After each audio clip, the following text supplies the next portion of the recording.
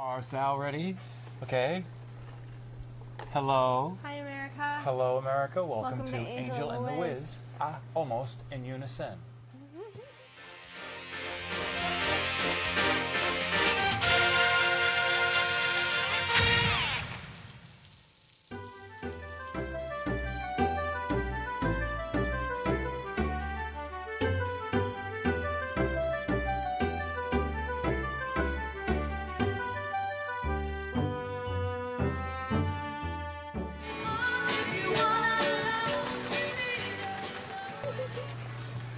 Okay.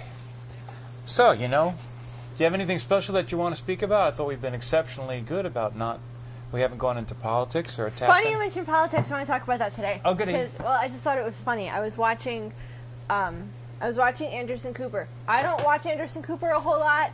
I hardly ever watch him. There was nothing else on yesterday, right. And I was flipping through the channels. That's CNN, and it was like Anderson Cooper was on at 8 o'clock at night or something like that, and I was like, let me just see what he was talking about. Okay. And I happened to catch this moment where he was talking about one of the Republican candidates. I don't remember which one. Slamming him, I'm sure. No, saying that he had created this Republican candidate in his time at this company called Bain. Right, they're talking about Mitt Romney. Okay, so Mitt Romney, how he created 100,000 jobs. Right. And so they went to fact check those claims because he'd been making those claims. And the company Bain itself did indeed create about 100,000 jobs. Right. After Mr. Romney had left the company. Oh. And so then they said, and they were very good about it. They said that his claims could be false, could be true, because there's no way to check when he was employed at the company, right, to determine how many jobs were created. They do know what the job market was like, right, but they don't know if he had created any jobs. Okay. So anyway, that was the first thing, and I was like, oh, that's kind of funny. Okay. And then the second thing they had was about the Republican candidates. Okay. And they had a Democrat something and two Republican somethings, right, on the show. Consultants, advisors, whatever. Yeah, whatever they are. Right. One was Democrat, two Republicans. Okay. And I am telling you that all three of them agreed that whoever won the Iowa caucus, right, shouldn't have won the Iowa caucus. Right. And they were like, all three, even the Republicans were like just shaking their heads going, this is a mess. Like, it was really funny. Wow. And I was so intrigued by their comments, and the funny thing about it is that Mitt Romney, at the night that it happened, Mitt Romney supposedly won by 8 votes. That's eight votes, okay? Votes. And then they found out, and then when it's finally certified, it's going to turn out that Santorum won by a few votes because there was a mix-up, and they can't really correct it till everything is certified, okay? But it's kind of like they both came in first, But so it was just really funny, and I was just chuckling to myself that, something is not right when the Republican consultants that are on the national TV shows are saying on national TV that they have problems, like that we got issues, and they're and the Democrat. It took me a while to figure out which one was the Democrat because I wasn't really paying attention when they introduced them, but. Because all three of them were slamming all of the candidates and whatever. Right. And then finally the Democrat goes, and this is the worst candidate ever. And the other two are like, no, not the worst. And and I don't know which one he was talking about, but that's when I was like, that was the Democrat. Right. And the funny now see, and that should also tell you something, that just to let you see how unbiased CNN is, they had a Democrat and 2 Republicans, quote unquote, who were indistinguishable from the Democrat. Okay, that's about what we get from CNN and MSNBC. Well, I mean, they I hire. just thought it was funny. And during a primary time when you're sorting out who you want and stuff like that, it's not surprising, to have Republicans say, well, we want this guy instead of this guy. That's what the primary is all about. Remember when Barack was running, people wanted Hillary and they didn't want him. Oh, yeah, it was like the 15-year campaign. Right. So it's one of those things that happen. Somebody mentioned today, I was watching, I don't know what I was watching. I've been flipping through all these news channels the last 24 hours because there's nothing else on TV on Friday and Saturday night anymore. And somebody, another Republican or consultant, etc. Somebody was on TV right. saying that whoever's in the lead right now, whoever the media talks about the most, right. is going to be who people vote for, because people are just tired of the campaign already.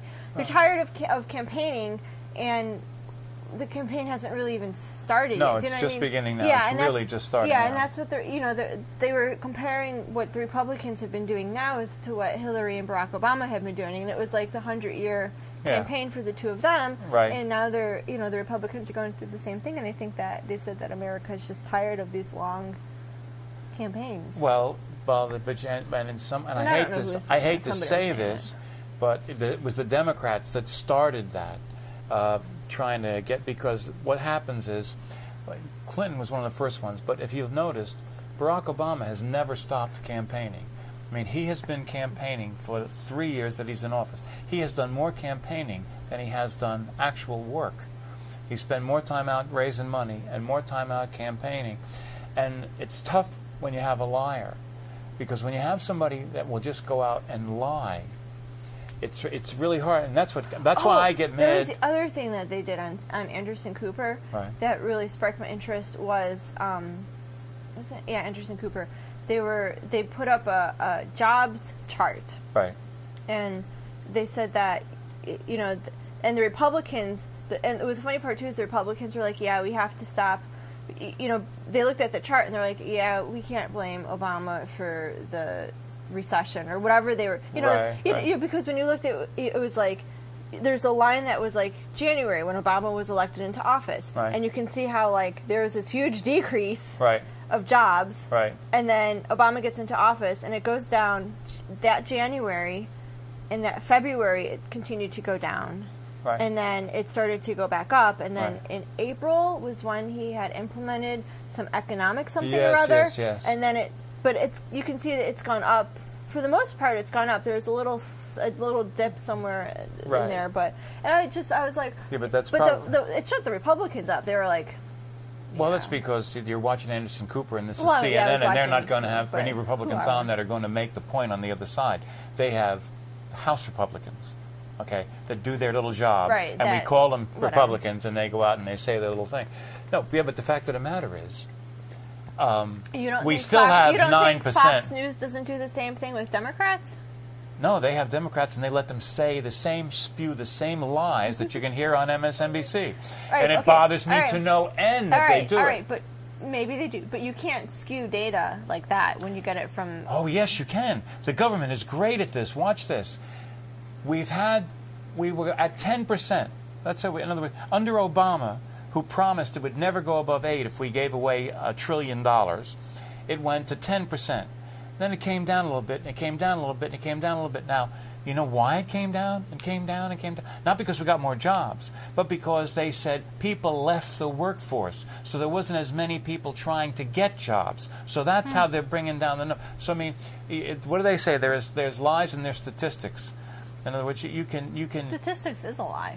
Well, and that's the point that I'm trying to make. You can say, you can make things, classes you can make... for how to manipulate data. Really, and you can do that, and that's exactly what they've been doing. What they've been saying each month is, well, this many people has left the workforce now, so there's not that many people trying to get work, so the unemployment number has fallen down.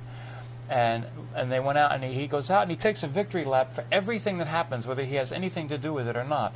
That's what I mean. It's tough when you have a liar. This is the point that I wanted to make. You're interested? Let me just make this point. The Republicans seem incapable of fighting back. And it's bothered me to no end. Is there not a single Republican that knows what the hell is going on and doesn't know how to use television properly? It bothers me to no end. Let me tell you something. We've had this conversation before. We have had it, and they haven't made any progress. Like, you're right. I don't know. I hardly ever watch the news. I get my news updates from Facebook that tells you how often I watch the news. So you're really in touch with the real world. Yeah, I'm really out of it. Right. So I was like, oh, really? That's going on? Yeah. Well, but anyway, so that bothers me. We had the conversation before. You need to be their media consultant. Well, let me tell you something. I would do a lot better for them than these people. They're not on. They should be on the air now. Do you know they are scared to death that Newt Gingrich might win the nomination and Obama would have to debate an adult. They are terrified of that. They've been jumping on him Who, the Republicans? Or the Democrats? Well, the Democrats are scared to death of Newt Gingrich running against Obama because Newt is a bright guy. He's done all the things that he's done. I don't think that he's going to get it. Well, I mean, I don't know if he's going to get it or not. I can only tell you that they have been attacking him mercilessly, and so is Romney, who is like I am so uncomfortable with Romney. Romney's the kind of guy that shakes your hand. You know, hi, I'm here. I'm with you all the way. I'll back you up 100%. Right. See, I had no people like that. You know what I mean? I don't trust them. And I find it's impossible to trust them. But, so anyway, we're in the middle of this. We're in the middle of the primary campaign. The middle? Yeah, well, I mean, I guess it's just the beginning. You know, remember, we're a few weeks out. But, I mean, it's going to be interesting to see. Have you watched the Undefeated yet? Probably not. No? Okay, I can only tell you this. I still want her to run. She had everything. She had everything. She hasn't been in the news at all. No. She's doing consultant work, and that they pay her to do, and she appears on Fox. They have an exclusive contract with her, so she comes down and she does talk. I mean, like she's on Fox, but she used to be on all of the networks. Well, that's because she was a candidate. So, but it was kind of. So as a candidate, kind of dropped out. You know, Michelle Bachmann dropped out. Yeah. I'm kind of sad. Well, I mean, she was some good humor. Well, you know what? The speech that she gave. I don't know what I didn't listen to speeches. Good humor? Excuse me. Let me back up. Did I tell you about this video? I was watching it. Somebody sent me a link to this YouTube video, and it was this little boy was with his mom and was waiting in line, and he wanted to see Michelle Bachmann, this little boy of like 4 or 5. And so she comes around to say hi to him, shake his hand, give him a hug, and he says, "Come here, I want to tell you something." And she gets down to his level, and he goes, "I have 2 mommies." And the look on her face was like she didn't know how to respond. Right. She did not know how to respond to anything, you know. And it was really funny. Like, I just laughed at that. It's so funny to watch her not know what to do. That's okay, son. I don't know what she said because I couldn't hear her. I couldn't hear on the tape. And that's a setup when something like that happens. The mama tells the kid. Yeah, the mom must have. Yeah, you know, but it was just to see the look on her face. Well, of course, they got their setup. They got what they tried to achieve. Funny. But let me share with you, if she had been talking when she got out of the race, she gave the best speech, and she spoke in the kind of way that if she had spoken that way when she was running, she would have still been winning. But she started getting into this, well, I'm the only one I'm the only conservative, and I'm the real. Every single time it was like that, rather than the graciousness that she had when she got out. She talked about America and all of these different things. And I really feel that's what hurt her, because she stopped being, you know. She stopped being about bettering the country and here's what I'm going to do for you. It was all about here's me and more me. Right, and also I still have problems with these people that say, I'm going to do this, and I'm going to do this, and I'm going to do this. No, we will do it. We will do it. This I'm going to do, that's a Democratic line. I'm going to do this. Elect me. I'm going to do this. I'm the nanny state. I'm going to take care of you from the time you're born until the time you die. You won't have to think, eat, sleep, or anything. The schools are going to feed you. You don't need parents anymore. They're just a reproductive device, and then as soon as you're up a little bit older, we're going to take you, and we're going to feed you 3 meals a day, and you're going to be responsible to us, and then we're going to get your medical coverage, and we got you.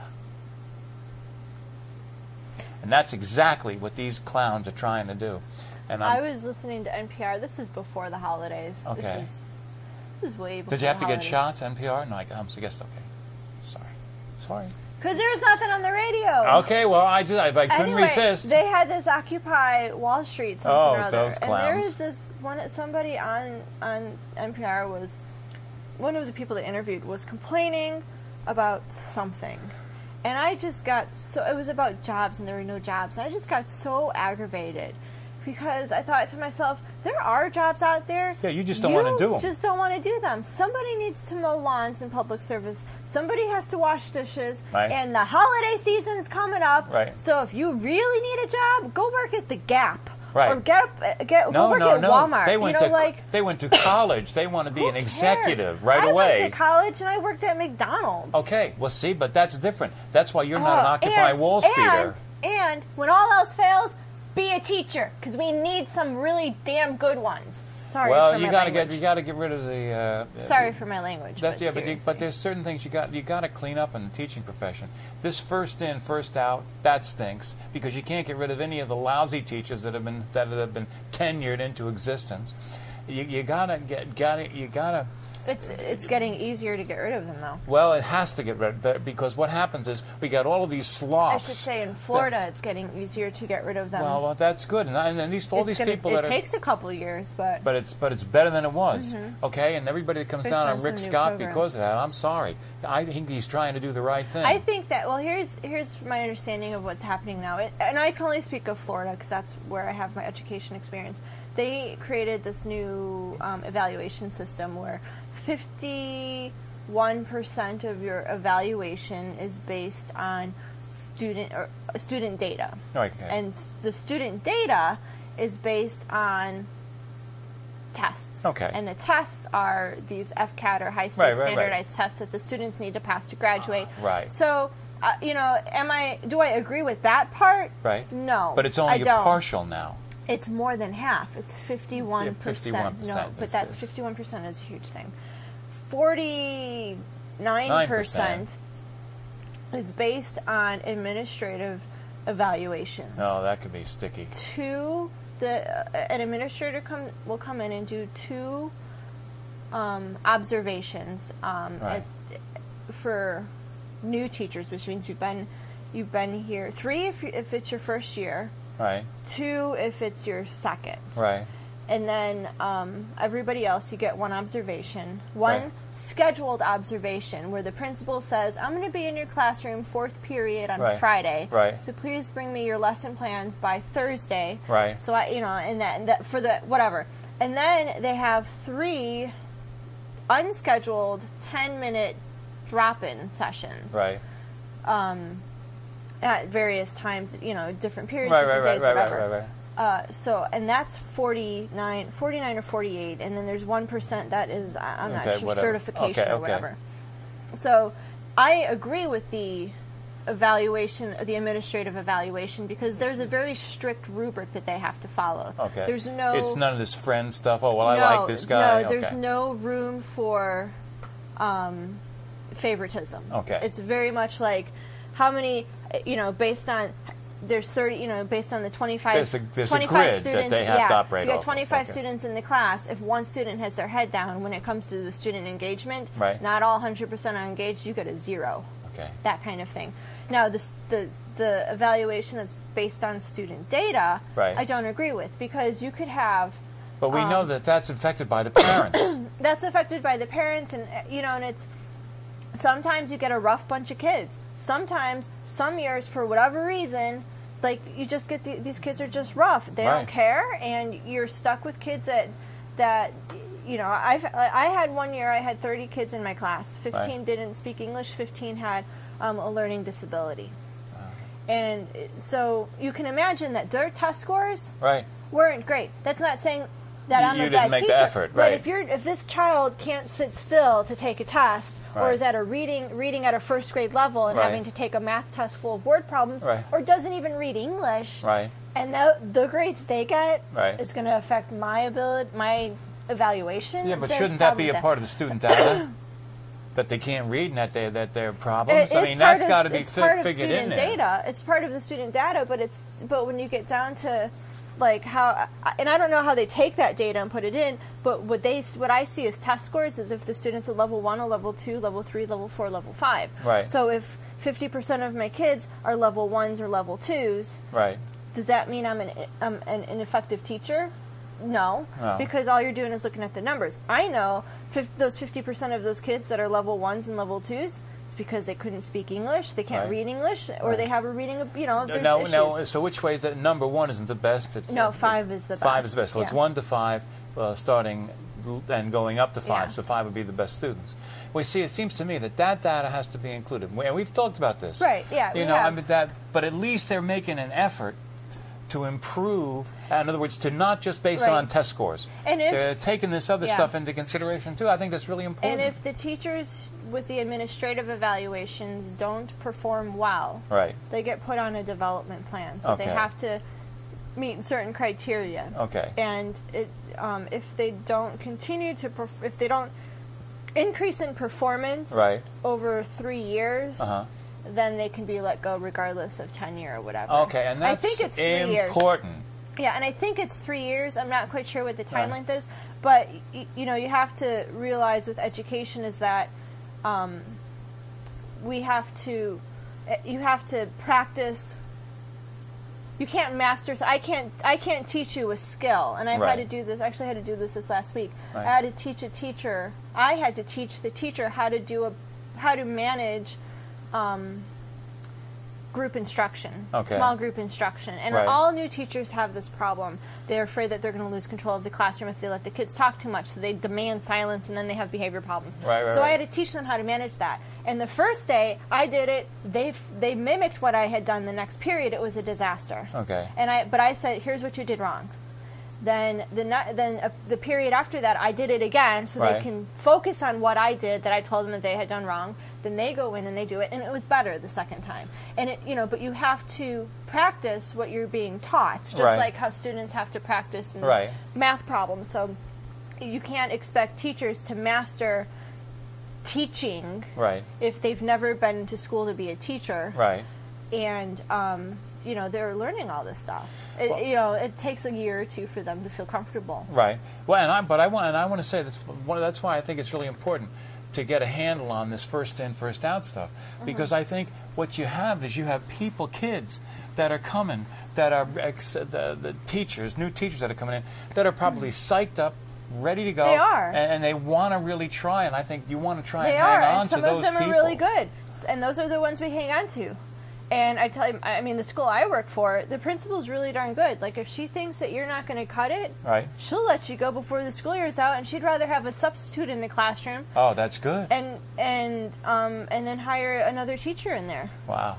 Now she won't play those games. She's like, she'll call you a meeting, and I usually have to sit in those meetings, and she'll say, here's what's going down, here's what's going to happen, and you have such and such you have this time frame to get your stuff together. And sometimes, and I go in, and I never report to the principal what I do with the teachers, but I go in and I model for the teachers and watch them and observe them, and I work one-on-one with them, and then then the principal goes in and watches them, and if she doesn't see improvement or an attempt at improvement, because some of these teachers that we get in are like, well, I don't care, I'm going to do it my way anyway because it's my classroom. No. You lost that. It doesn't work that way anymore. Now listen, we can follow up on this next week, but I want to throw out that we've been closing the show with a song, and we're going to do the same song for the next 2 weeks, but we're going to do it 2 different ways. This week we're going to do it with a video and a band, and next week we're going to do it just with guitars and stuff like that. Now the song is called "Stumble Under." And it's an anti-suicide song. The point that it's trying to make is that that should never be an alternative. Okay. Did you ever write any new songs? Yeah. Like now? The most recent song I did was "Angels in Transit." When was that? Very nice song. I'm not sure. Maybe a year ago. It's been a while. Okay. Let me see. Okay, so now. Upbeat songs. "Angels in Transit." If you wanted to, you could go to wizardtv.com. and click on the Wizard on YouTube, and you can hear "Angels in Transit" at a performance that I did at a concert up in Citrus County. But anyway, so now listen, let us, we'll return to where we were in the teaching world, etc., shortly. But for this week's show, we're going to close with this song, "Stumble Under." Stumble Under. And the point of the thing is, you never know what's coming in life. You know what I mean? Could be good, could be bad, but you don't know. And that's why it's never good. They say suicide is a permanent solution to a temporary problem. And this is a song to encourage you not to take that choice. So I would say to you, America, I hope that you have a very beautiful day. Do something. Do something good every day. Volunteer at your local animal shelter. That's right. Protect the little animals, right? Because they're good. And we will see you here again, same time, same bad channel, next week. Bad channel. It's a good channel. Yeah. It's a good channel. It's got us on it. Yeah. Excellent. Very well done. Ciao. And here's the song. It's called Stumble Under. And this is the Wizard Band.